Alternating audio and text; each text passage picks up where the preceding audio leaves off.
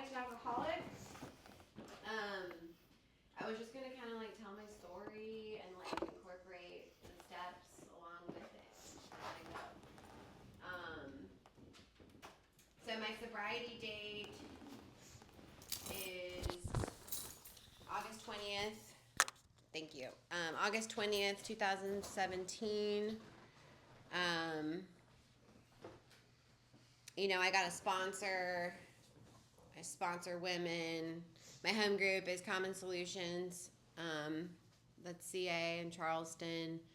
I got a service position there, and I constantly am like putting myself in these like uncomfortable situations to be of service. Like this one, which I'm happy to do, but I always get nervous for some reason. But it's good because whenever I'm uncomfortable, that means I'm growing. But I guess just to kind of like share where I'm at, I've been sober for a little bit now, and when I first got exposed to like the 12 steps, I went to treatment. I didn't know what I was getting into. You know what I mean? I knew I had a problem. Like I thought my problem was drugs and alcohol. I was like, I just need to like cool off from that and like detox and I'll be okay. I didn't realize drugs and alcohol were my solution. I didn't realize I was using because of like how I felt when I was sober. The big book talks about like those bedevilments. We couldn't find like, we didn't feel like we had any purpose. Like we were prey to misery and depression. We couldn't be used to other people. Like that's how I felt before I got sober. I just like felt like this shell of a human who couldn't like connect with people, and I didn't know how to life. And but I didn't like understand that connection at the time. That's why I was using drugs and alcohol to like deal with those feelings. And just like a little backstory, I'm not from South Carolina. I grew up in Missouri, lived there my whole life. And, I was like a late bloomer with drugs and alcohol. I had like a relatively normal family. I mean, other than my parents getting divorced at a young age, like they were good co-parents. They worked together. It was me and my brother. Never went without, you know what I mean? But like I did notice something like I reflected on like since I was a young kid up until now, like when I find something that I like I want to do it as much as possible, and that started out with like games, movies, songs, food. Like if there's something that I like and that makes me feel good, I will like exhaust it until I don't like it anymore.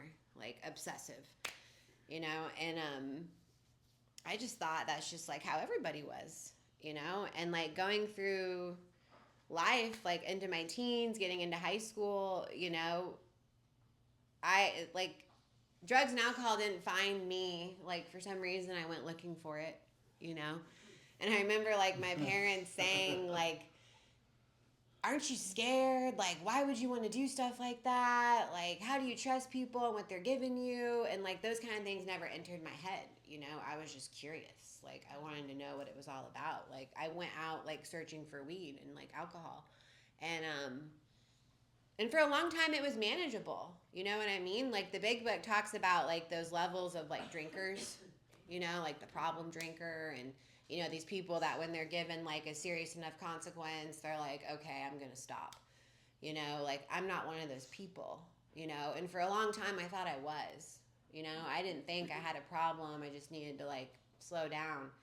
And, but it was manageable for a long time. It was manageable till I was like in my 20s. And I ended up like in high school, like discovering music festivals. And I loved that sense of community and like family. We'd go to these festivals, we'd go camping, see music. It'd be like this family vibe. And I did that for a long time, like throughout all my summers in high school. But I was still able to like go to school, make good grades, hold a job, whatever, and like my family was very like, as long as you make good grades and hold a job, like whatever you want to do. So I was like, deal. You know, and things were very manageable until opiates got involved. You know, and that was like my biggest, I guess that was my main drug of no choice. And I say no choice because of that thing we learned about called the 3-part illness and treatment. You know, they talked about like, I had this illness of the body, you know, where, have you guys heard of that? Mm-hmm. Okay. See, when I went to treatment, like that was the first time I'd ever heard of it. You know, what was so cool was they like taught us what was wrong with us. You know, they're like, you're not a bad person, you're just sick. You know, and no one had ever told me that. I just thought I was like fucked up, you know, and that there was no change. And, you know, when they taught me about the illness of the body, mind, and spirit, I could apply my like examples to that. You know, when I put something into my body, like an abnormal substance, like I developed this phenomenon of craving. Like once I start, I cannot stop, you know? And when they taught us about like the illness of the mind, like that obsession, you know, thinking like this time will be different. You know, I can replay many examples of that over and over again in my life. Mm-hmm. And that was very eye-opening for me, you know, which they taught me about like, you know, I can't use, like I can't not use, you know, so it's like, okay, well then what do I do? You know, and then they taught me about the third part, which was that illness of the spirit, you know, and they're like, I'm blocked from like a higher power because of my self-will. And I was like, I don't know if that has anything to do with it, you know, like I didn't come into like treatment being like really gung-ho with God, you know. I remember when they like read out the serenity prayer before my newcomer meeting started, and I just like looked over at my mom and I was like, what have you done? Like, what is this place? And then I felt stupid because I didn't know the prayer and I didn't know any of that stuff. Because I didn't grow up in a household like that. You know what I mean? Like, I grew up in a house where, like, my mom, she was raised Southern Baptist. My dad's family is all Middle Eastern, so you had a bunch of Muslim stuff mixed in there. And they were just like, hey, you don't have to believe what we believe, but, like, you need to find something, you know? And so I just really never had a connection with something bigger than me other than, like, when stuff got bad, you know, and I was like, please God, get me out of this one. Like, I'm not going to do this again. You know what I mean? So learning about that 3-part illness and then learning about that illness of the spirit and how I was blocked from God and how I needed to get connected and I was lacking power, that took me a long time to get behind, that I had to like connect with something bigger than me to like get well and like stay sober. So like, illness of the body and mind I could get behind, you know. Waited for a while to get in touch with the spirit side of it. So backing up a little bit with the story, you know, I could see once like opiates got brought into the game, you know, I would say all these things like, I'm never gonna do heroin, you know, like that's bad. Like I'm never gonna do needles. That's what addicts do and junkies and, you know, I had all these like yets, you know, you're eligible too. And I was just so like delusional about what was happening to me, you know? And of course, like that's where things downgraded to, you know? And I remember the first time I got dope sick, I thought I had swine flu. This was like 2009.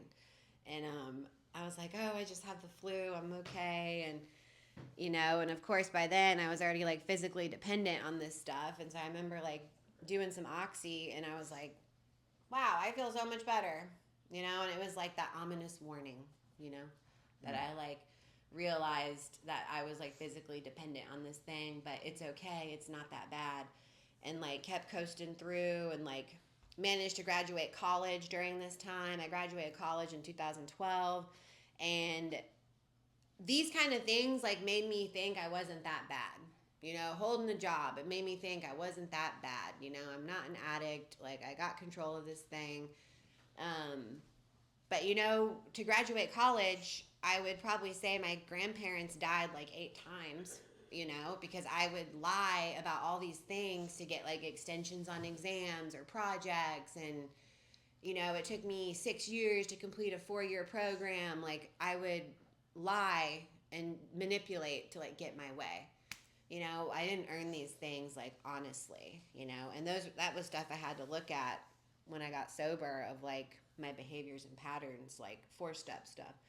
Um, and so eventually, you know, I downgrade to heroin because Oxy is like insanely expensive. And, you know, I was like, I'm never going to shoot it up. I'm just going to snort it, smoke it, you know, just like rationalizing with myself like this darkness I'm getting into, you know. And like at the same time, like my brother was going down the same path. He's 8 years older than me, and he was going through the same thing. And I remember he got in trouble and got like federally indicted, went to prison, had to do all this stuff, and then he got released.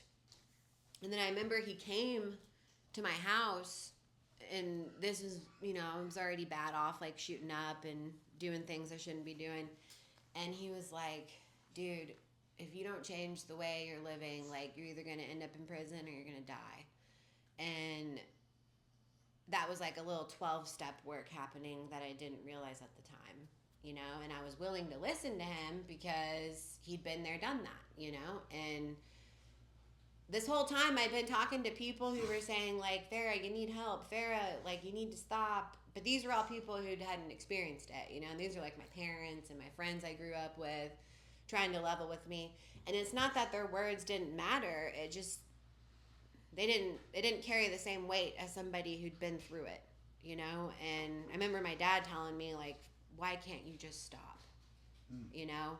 And I remember like probably the first truthful thing I'd said in 10 years was, I don't know, you know. And I didn't know, you know. It didn't make any sense. And that's where like once I got to treatment, they told me like, why, you know, because I was suffering from that 3-part illness. You know, I didn't think abstinence had anything to do with this, because, you know, I would cool off for a couple weeks. You know, I wouldn't even like physically have drugs in my system, but I would still be thinking about it. And I'd be like, how do I turn that off? You know, how do I get that thing in my head to stop? You know, and no amount of working or keeping myself busy, like it would manage for a little bit, but I still had no solution. You know, I didn't have the 12 steps. I wasn't given the solution yet to be able to like be free of that obsessive thinking, you know, and I didn't know that at the time. And so after having that conversation with my brother, you know, I tried my own way to stop, you know, and I tried using like Suboxone. I tried just like drinking or smoking weed, and it all like magically like led me back to the trap house at some point, you know. And that's because I was like putting something into my body. That phenomenon of craving took over. Those weren't the things I wanted to give me that relief, so I would end up back to the place that I wanted to get that relief from, you know. And it was that cycle over and over again, you know. And like pride and ego was such a struggle here, because I could not believe, like, you know, in step 1 we had to admit we were powerless, you know, and that our lives were unmanageable. Like, yeah, clearly everyone on the outside could see that, you know what I mean? But I had been able up until this moment to be able to think my way out of a lot of problems, you know, and work my way out of a lot of problems. But drugs and alcohol would always like put me back on my knees, you know. And I just thought it was like a matter of willpower, you know. And that's what my parents always said. They're like, you know, you just need to assert your willpower. And it's like, I had a lot of willpower with everything else, you know what I mean? To work, to go out on the streets and like get all the things, and a lot of willpower, you know what I mean? It was staying stopped, you know. I didn't know how to stay stopped from drugs and alcohol. And you know, eventually you have like, I had those weird moments, you know, I would call it like divine intervention, you know. I remember like being in a bathroom at Taco Bell, you know, those party of one bathrooms that are like the best when you're trying to like get high, and no one, you know, no one can like walk in on you, or, you know, you don't have to like try to be quiet because it's just you in there. And I remember like being dope sick and like trying to find a vein and try to get high, and I couldn't, you know. My hands were shaking so bad, and I was like covered in blood, and I'm just like looking in the mirror. I'm in like day 4 pajamas, no bra, hair is gross. And I'm just looking in the mirror and I'm like, how did it get like this? You know, able to like look outside of myself, you know, and I never want to forget that moment because that is what will happen again. You know, if I don't continue to like do the things I was taught in this 12 steps and pass on what I've learned, that will be me again in that bathroom looking in the mirror being like, how the fuck did this happen again? And I say that because, you know, after having some time sober, it the mind will play tricks, and it's really really hard to like sometimes believe that was a part of my life. And because I've gotten a lot of things back and my life has gotten better and like I'm a part of, and so it's almost like that was a dream sometimes, but I don't want to forget those super like vulnerable like dark moments, you know. And I this is like right before I went to treatment, you know. My mom's trying to get me to get some help, and I'm like, I don't know, something clicked, and I was like, okay, whatever, you know. And what really happened was I got kicked out of my boyfriend's house, got kicked out of my mom's house, locks were changed, I was on the street, and I didn't want to live like that, you know. And so I remember her offering me this opportunity to go to treatment in Kansas City, and I was like, sure, you know. And I was supposed to meet her on this day to go, and she ends up changing her mind, and she's like, no, Kansas City's too close, we need to get you somewhere farther away, 30 days isn't long enough, you need something more long term. And I was like, great, you know, more time for me to like go get high. And so I remember going to this gas station, and like these are all examples I reflect upon now where it's like, okay, God is real, you know, because I wasn't really like hip with God in the beginning, you know. And overdosing in my car, a stranger calling the paramedics, me waking up in an ambulance, like that happened a lot towards the end, you know, of just these people intervening on like saving my life. I have no idea what their names are and I don't know what they look like. You know, people that just did something because they saw someone struggling, you know. And I remember being in the ambulance and like waking up, and they're asking me what I took, and it's crazy, you know. You wake up from overdosing and lying is the first thing you do, you know. And it's like ingrained in me at that point, you know, like to lie, to like not let you find out what's going on about me. And because I've been doing it for so long, I remember the paramedics talking to me and they're like, what'd you take? And I was like, Percocet. And they're like, are you sure? And I was like, yes. And they're like, we're here to help you, we're not the cops, but if you can tell us like what you've taken, we can help you. And I'm just lie, you know. And I'm like, I can't go to the hospital, I don't have health insurance. And they're like, well, it's either us or the cops. And I'm like, okay, let's go. And we go to the hospital, I'm in the ER, have all those stickies on me, and this is like the illness of the mind again, you know. I'm in that room and I'm alone for a minute, and I'm like reaching around in my bra, and like I still have that dope that fucking killed me, you know. And I'm like, thank God, you know. I'm like relieved that I have it. And the doctor comes in, he's trying to give me a prescription of Narcan, and this was like in 2017, and I'm like, I don't need that. And he's like, if you're like these other people I see that come in here, he's like, you're gonna need this again. And I was like offended, you know. I was like, how dare you, you know. And it's because I was just in denial of like what was going on. And I remember like leaving the hospital, and I was like, oh, how convenient, there's a Walgreens across the street. So I go to the Walgreens, get some rigs, and I do the same fucking thing in the Walgreens bathroom. And someone finds me and takes me right back across the street to St. John's. And that's the obsession, you know, thinking this time will be different. You know, no matter what, I'm just not going to do as much. I'm going to be okay. I'm not going to die. That was that, like, illness I was dealing with in my mind, you know. And then I end up right back across the street, same ER, same doctor, and it's crazy, you know. That's like, that was my thinking before I got sober. It was just that insanity, doing that same thing over and over again, expecting different results. And it's weird because, like, I didn't want to die. I just didn't know how to change, you know. And I knew I was, like, hurting all these people around me. And it's not that I didn't care. It's just that I wasn't strong enough. I wasn't stronger than the disease, you know. And I didn't know about the solution yet of how to, like, give me that strength to overcome. And I remember going home and I thought I'd like taken off all the stickies off me, and like my boyfriend's at the house and he's like, "Where you been?" And I was like, "Oh, I was at a friend's house." And he's like, "Farrah, cut the lying." You know, he's like, "I was just at the gas station and they told me you got taken away in an ambulance." And I was like, "No, that wasn't me," you know? And then he like reaches over and like pulls one of the stickies off my back and he's like, "You've been in the hospital." And I was like, "No, I haven't." You know, and just that lying, you know, clearly the truth is laid out in front of me and I'm just like, "No, that's not what happened." You know, and just in denial. And finally, you know, fast forwarding a little bit, I get to treatment, you know, and they taught me about the three-part illness and they're talking about this God stuff. And I'm just like, meh, you know, don't really care for all that very much. Um, but they get me started on my 1, 2, 3s, you know, and they're asking, like, are you willing, you know, to turn your life over to the care of like God or something bigger than you? I was like, I don't know about that. And they're like, well, do you believe that we believe? And I was like, yes, I can get behind that, you know, because I didn't know.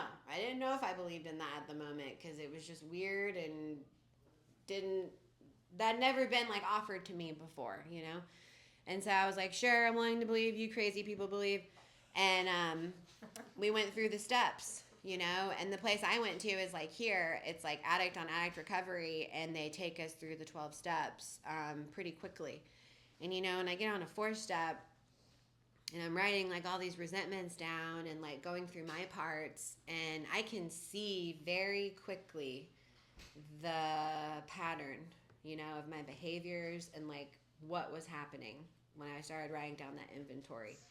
Um, I could see all the selfishness. I could see all the dishonesty. I could see all the fear just rippled through everything that I was writing. And I realized, you know, I had no one to blame but myself. You know, it was nobody's fault that I was sitting in treatment, detoxing from heroin and like working through this stuff. You know, I had like the book talks about, you know, how we placed ourselves in a position to be hurt. Um, Millions of times, you know, I can reflect on that and I can laugh about it now, but at the time it was not funny. Because it was just absurd, you know, to think when they're telling me, they're like, Farrah, drugs and alcohol aren't your problem. It's that selfishness and self-centeredness. And I'm like, I was like, what do you mean? You know, and they're talking about like, you know, my lack of self-worth, my self-pity, my need to be validated, you know, my anger, my insecurities, like all of these things are what was like driving me to like seek out drugs and alcohol. You know, and that's what needed to be worked on, you know, and they're like, if you come to that realization that you're the problem, then you can be free, you know, because you can change you just can't change anybody else. And I was like, okay, you know, I'm willing to buy it and see where this goes. And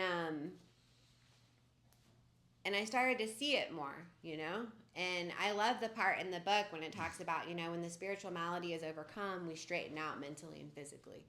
At the time, I was just like, I don't know what that means, but I can understand it today. You know, it's like when I became willing to like believe in something bigger than me and to tap into something and connect that could like help relieve me of this like insanity, like I strayed out with the way I think, you know, and how I act.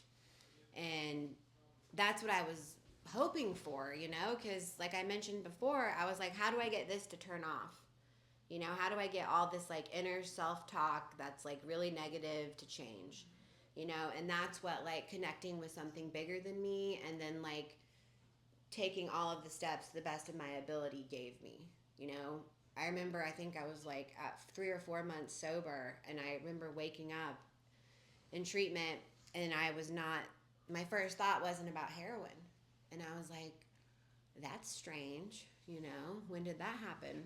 You know, and so there's something that happened as a result of working the steps that like relieved me of the obsession for drinking and drugging, you know. And I remember waking up one morning and thinking about one of the girls who was detoxing that came in on Christmas Eve, and she was kicking and throwing up from heroin, just so sick. And I was like, man, I hope she's okay. You know, what can I do to like help her? you know, because I saw me, you know, and the lights were starting to like come on in my brain, you know, and I ended up going through like my fifth step there. And like this whole time, like I don't even really know why I'm doing this stuff still. And I just share that for y'all. Like if you're in the middle of like working the steps and you're just like, what the fuck's going on? Like, why am I doing this? Like, that's okay because we don't really need to understand it. We just need to do it. And for me, it wasn't until I got to step 12 where it like made sense, you know? And I like compared it to how I did college. You know, in college you had lecture and lab. You know, I feel like steps 1 through like 5 or 1 through 6 are like lecture, you know, people are just like telling us stuff and teaching and sharing and helping us through the 4th step, and you're just like yeah whatever. And then you get to the action steps of like 9 through 12 where you're like doing it, you know, you're taking people through the steps, you're being of service, you're trying to help others. And that's where it clicked because I'm the kind of person where like I have to do it to understand it, you know. And when I got the privilege of like taking women through the steps, I was like, oh, okay, you know. And then when you start to care about these people and like wanting them to be okay, like that was something I never had either, you know, because I was always so consumed with me and like making sure I was okay. And so when I'm able to get through like to 9 through 12, like that amends process, I love the way it's written in the book, you know, when it talks about how it works and working with others. It was like, remember, we agreed at the beginning. We were willing to go to any lengths. And they say that like 3 times over and over again through the amends process. And I was just like, bless you. And I was just like, oh God, you know, I didn't realize what all the things I was writing on my parts and my harms was coming up for my amends, you know. Surprise for anyone on a 4th step. So it was giving me like this blueprint of what I was about to do, you know, and I had to make like amends to my family and to my sibling and to my friends and to all these people I'd wronged. And, you know, the amends, like, it was so freeing because you get to like own up to stuff. And then I was fortunate. I had some stuff that went pretty good. And don't get me wrong, I had some amends that didn't go very good. But the ones that did go well, it like started to strip away all that like insecurity, you know, and that fear of other people and like the fear of the things I'd done. And, you know, the book talks about how like we don't regret the past or shut the door on it. You know, it's like our greatest asset for helping the next person. Because that's how I felt in early sobriety, you know, a lot of shame and guilt and remorse. You know, I didn't have like heroin anymore to like numb that, you know, I was just having to feel it. And going through the amends process and being able to like look people eye to eye and admit those wrongs and ask them, you know, what can I do better or what can I do to fix this? And avoiding saying I'm sorry, you know, because everyone heard I'm sorry like 1,000 times. It was scary, but coming to the other side of it, I made it like a lot more scary than it needed to be. And I had some like hard ones, like with my dad. I remember like making amends to him, and I had to like own up for all this shit I stole and like robbing him of like time, money, sleep, like all the things. And I finished, and I was like, well, do you have any questions? And he's like, what do you want me to say? He's like, congratulations on doing what you should have been doing a long fucking time ago. And I was like, okay, thanks, Dad. You know, and I was like bummed, you know, because he wasn't like, congratulations. And like my sponsor back at the Hope, she was like, you know, sometimes it's like running out of a building that's on fire. It's like we want people to clap for us for doing it, you know? She's like, we can't expect people to be like super excited about us like on this journey and what we're doing, because like our parents, you know, my parents weren't like shooting dope or drinking, you know, they were just sober and having to like deal with it and like deal with all my shit and my brother's shit, you know, with no escape. They remember everything, you know. There's a lot of things I probably don't remember that they do. And I couldn't like place a timeline on their healing, you know, which I was putting expectations, you know. And they say that's like, you know, how we form resentments, because we like to place expectations on people and how they should act. Um, and having that experience with my dad really like humbled me, you know, because I can't expect him to be like super excited after like 4 months, you know, because he'd been dealing with me for years, you know, and I had to be patient with his healing timeline, you know, and it was the same with my mom. Like with her amends, it was very good, but at the end, man, when we had to ask that question, do you have any questions? I fucking hate that question, you know?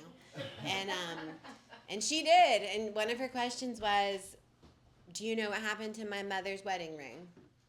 And I was like, yeesh, you know, and we'd been building this rapport, making our relationship better. She was talking to me again.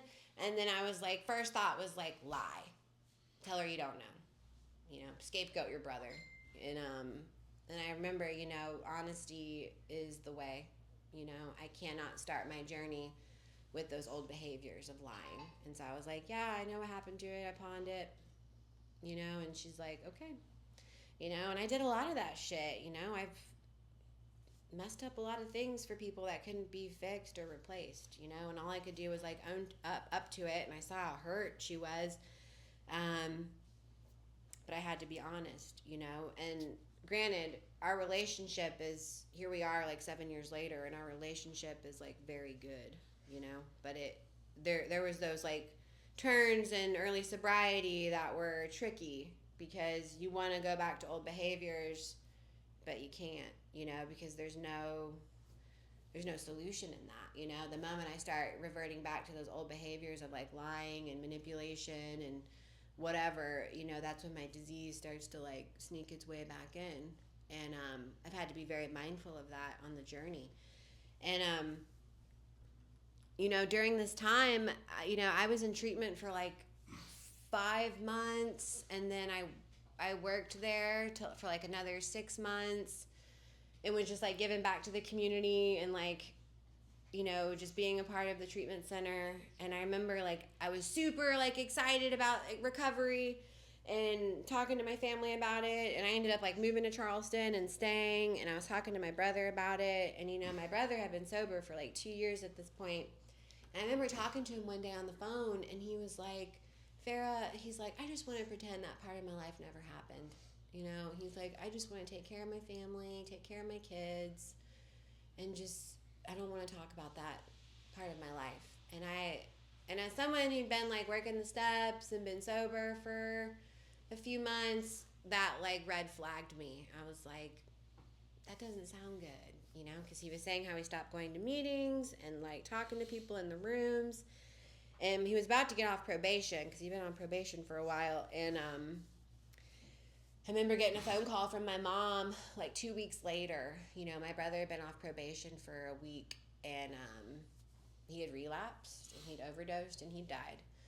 And I couldn't fucking believe it, man. Like, I was 9 months sober, and I remember I was like in Florida doing something with Thomas, with my husband, and I got that phone call, and I remember like my knees hit the ground, and I just like, it's like the breath was taken out of me. And you know, I just like went numb, you know, and I ended up like traveling from Florida to Missouri and like met my mom there because she was living in Aiken, South Carolina. And that was like, I'd be lying to you if I said like I didn't think about getting high. I fucking thought about getting high immediately when I found that out, because that just all those feelings, all those emotions, and I couldn't escape it, you know, and I just had to feel it. And I remember being there with my parents and thinking about getting high, and I had a friend in Missouri who'd been sober for a long time. She'd try to get me to go to meetings with her, and I'd be like, I'm not doing that. And I reached out to her, and I was like, are you in Springfield? And she's like, I am. I was like, are you still in recovery? And she's like, I am. And at this point, she had like 10 years, and she's like, you want to go to a meeting? I was like, yeah, you know, but like, that wasn't my first thought. You know what I mean? I had been talking to people back in Charleston, and they're like, get to a meeting and talk to some people at that meeting. Because I was like, back in my old stomping grounds for the first time with like nobody I knew in recovery. And I remember like people telling me, they're like, see what you can do for your family, be of help to your mom and dad, see how you can take care of those children. And I was just like, what the fuck, and like selfishly I'm like, what about me, what about my feelings? And I couldn't be in my feelings at that time. I needed to, like, the book talks about in the 10 step, like, we resolutely turn our thoughts to those we can help. And by God, that worked, and that's what I did. I jumped into helping my parents. They were having to, like, it just hit me, my parents are having to, like, bury their child and, like, figure out clothes and caskets and shit. And I cannot believe I fucking stayed sober through it, guys. Like, that was literally God, because on my own power, I would have been doing something stupid, And of course, once I get through that, I think, like, man, how selfish of me to want to feel better and give my parents something else to fucking stress about after losing a child, And that was, like, I share that because, yes, God is, like, the foundation of this whole thing. But for me, the fellowship is what led me to God. And it always does. It's the people. I had to start with the people before I could start with prayer and, like, talking to God, And I still rely on that today sometimes, People remind me about God. They're like, did you pray about it? And I'm like, fuck no. And I have to be reminded, and I'm like, why? After all this time, when I have the evidence that of, like, talking to God and prayer and meditation, like, helps a lot, and I still have to be reminded to do it, and the people, the fellowship, lead me back to God every time. And so after getting through that spot with my brother, I couldn't believe it. We went to Kentucky for the burial, and, like, people from Ashley Hope came. I remember Ronnie came, Thomas, Jen. I could not believe these people from Charleston that I've only known for 9 months appeared in, like, the middle of nowhere, Kentucky, to, like, help lay my brother to rest. I was like, these people, man, like, they really mean what they say, when it talks about, like, this fellowship and this family and this friendship we build with people when we get sober. And they help me get through it, because it's not that my parents couldn't, you know what I mean? But I could say that, like, fucked up shit to them, that I'm thinking about getting high, to them. And they'd be like, of course you are, and that's okay. Like, thank you for saying it and being honest about it and, like, working me through it, And I ended up coming back to Charleston. And, like, once all the feelings settled, I was, like, mad at God. I was mad at the program. I was like, this shit doesn't work. This, just getting all, like, spiritually sick. And it wasn't that the program doesn't work, It's just that when we don't work it stops working. And I've seen a lot. I share that because I've seen a lot of friends lose people from this disease, and they make it about them, and then they go out and use. And I just share that because, like, I felt that way too, and it's so easy to make someone's death about us when it's not, like, yes, we have our feelings, we need to feel them and process them, but I know my brother wouldn't want me to, like, go back into that darkness because of his darkness, and that was a really challenging part in my recovery, especially early on, but reflecting back on it, it, like, gave me strength.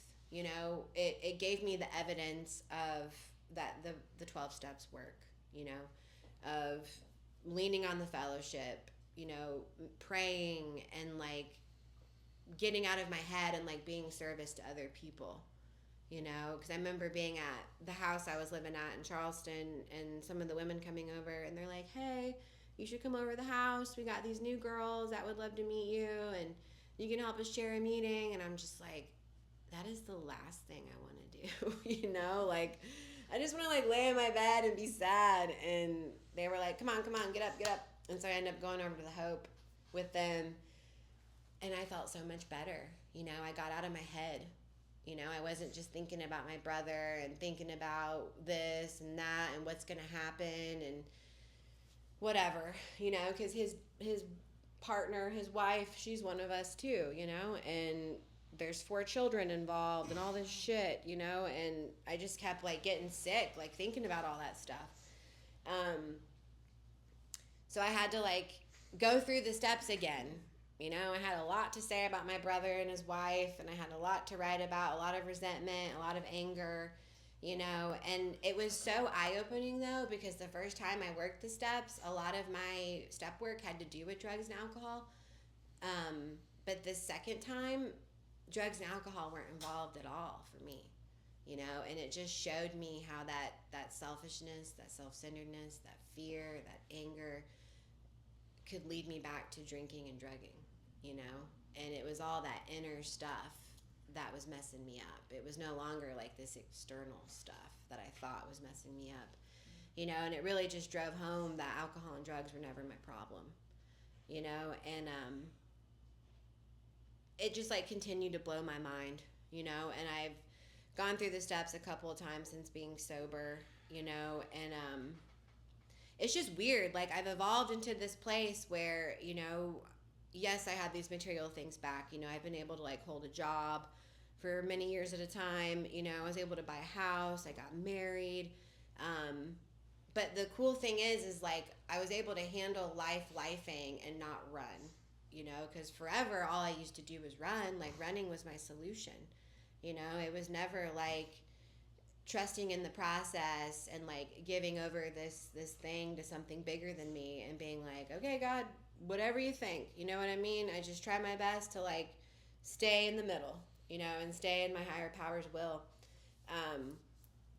And being able to like be a part of this recovery journey with the steps, it's like opened up my life to other avenues of connecting with something bigger than me, because you know I really got into like yoga and like exercise, and I was like, man, what's all this like prayer and meditation shit about, you know what I mean?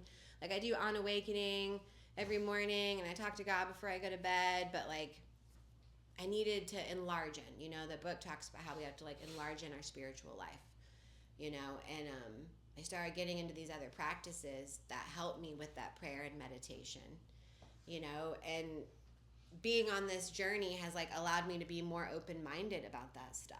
You know, 7 years ago I wouldn't have been in a yoga class, you know what I mean?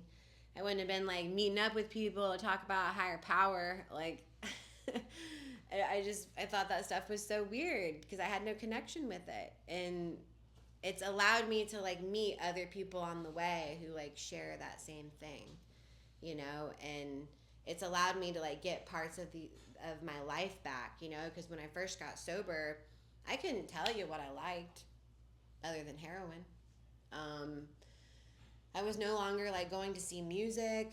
I wasn't traveling, like I wasn't doing anything, you know. When we're hooked in with drugs and alcohol, our radius of travel is very small, you know. And in my life today, I'm able to like travel, and it's so cool because everywhere we go, there we are, you know. I've traveled all over the country and I've gone to so many meetings of with our kind of people, you know, in Florida and New York City and Las Vegas, and it's really fucking cool. You can just walk into a room of people at a meeting and you may not know their names, but you know you're connected. You know, you share something with them.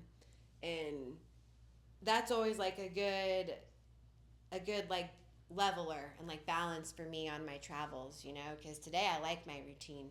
You know, I like being able to like go to work, go to my meetings, do my stuff, and like do that throughout the week. Um, but it's still like it's something I continue to expand on. You know, the things that I've done when I first got sober to today are the exact same. You know, I talk to God in the morning. I go to so many meetings a week. I help other women. I talk to my sponsor. I try to continue to be as like open and like vulnerable as I can about like what I'm feeling, because it's tricky. You know what I mean? I've experienced this from being sober for a while. Is oh, I shouldn't be feeling like that. You know, I should be feeling different. I'm not going to tell anybody I feel that way. I should know better. Um, that's a lie. You know what I mean? Like, I have to be honest and transparent about the shit that's going on in my head. And, like, you know, and even when I've had thoughts, like, I remember when COVID happened, you know, and it was like a big shit show. And those were, like, the first thoughts of using I'd had in a few years. And, like, I was scared to say it, you know? And I remember one of my friends telling me, and they're like, if anyone ever tells you they haven't thought about drinking or using in sobriety, like, they're a fucking liar. They're like, don't trust them and don't talk to them, because we are addicts and alcoholics. Those thoughts are going to pop up sometimes, you know? It's just like what we do with it. You know, we can't be ashamed. We can't feel guilt or remorse. Like, we have to talk about it, you know? And like, those thoughts are few and far between today. Like, the way it looks for me today is it's like, oh, I don't want to go to a meeting. I'm tired. You know, I don't want to answer the phone. You know, I don't want to call my sponsor at our call times. Like, that's what it looks like today when, like, my self-will starts to slip in, you know? And I have awareness of it today. And, you know, the universe gave me a very challenging trial last year in sobriety. I got a phone call from DSS about my sister-in-law, and they were like, hey, we have your nephew. Would you like to come get him? And I was like, what? You know, because I don't have any kids. I never wanted children because I was worried about karma and all that coming back to me after what I did to my parents. And I was like, yes, I'll come get him, you know. And now I have guardianship of this my brother's child that looks just like him. And it's so trippy. And I just want to cry sometimes when I think about it, because it's like, you know, the universe like gave me that moment of clarity to say yes to sobriety, yes to treatment, to keep going. And I get to be sober today to like provide for this little dude and like give him a life. And, you know, my parents have his sisters, and they all get to see each other and be together and like be a family. And that is not what I anticipated on this journey. I told, you know, in the beginning, I would have sold myself so short of this life, you know, if I would have settled for what I thought I was going to get. You know, in the beginning, I thought I was just gonna do what these people say for 30 days and then go back to Missouri and continue the way I'm living. And the universe had a much better idea, better plan, even though the plan was really like hard and scary and fucked up and emotional. Like, when I see where I'm at today, it's all been worth it, you know? Like, even during my hardest times in sobriety, like, I don't want to go back to that way I was living, you know? And the fact that I can, like, be present and, like, level enough to take care of a child is a miracle, you know what I mean? Because 7 years ago, nobody was going to be like, hey, you want this kid? Nobody would have ever asked me that. And how cool, like, God has given me that ability today to be an aunt and, like, a caregiver to somebody. And it's beautiful, you know. And in the beginning of that journey, I was like, God, why do you think I'm so strong for this? This is too much. And, you know, and it's like that cheesy saying, like, you know, our higher power, like, won't give us like what we can't handle, you know. And it's like opened up this whole other beauty of people in my life, because most people really like children, you know, and all my friends are like, hey, we would like to help with Josh. Like, what do you need? And they like come over and they play with him and they take him out. And I was just like shocked, you know, that like of this like more of the fellowship like enveloping us because of that, you know. I don't know why I continue to be like surprised by people and their kindness, you know. And it scared me too, though, because I was like, oh God, like I have to stay sober now, like for real, like I have a child, you know. And then my friends are like, one day at a time, Farrah, like all you gotta do is just worry about today. And I'm like, you're right, stay in the moment, be here now, like be where my feet are. And it's been so cool, man, like to share this part of the journey with him and to continue to see like my life expand and grow, you know. And I just want to share all of this for people that are new, because, you know, we know what's behind if we leave, you know, if we stop doing the work. We know exactly what we left behind, you know. But going forward is like a really cool, beautiful mystery that we don't know, and that is very rewarding and can be very like full of love and life, you know. And so if anyone is feeling like I don't want to fucking do this. This sucks. I want to go home or whatever. Like, what have you got to lose by staying? You know, and like giving yourself the chance. And that's what people said to me, you know, because I was like, I know what's waiting for me back home. Like, I owe it to myself, you know what I mean? Like, we deserve like that love and that fullness, you know? It's just sometimes we have this thing in our brain that's like, no, you don't.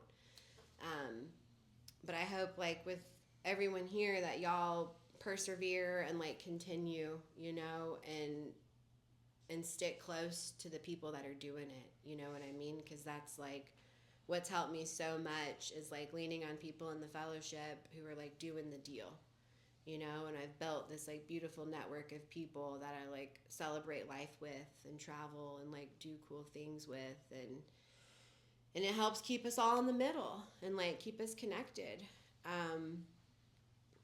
But I think that's all I have to share about like my story side. Thank you guys for listening. Thank you.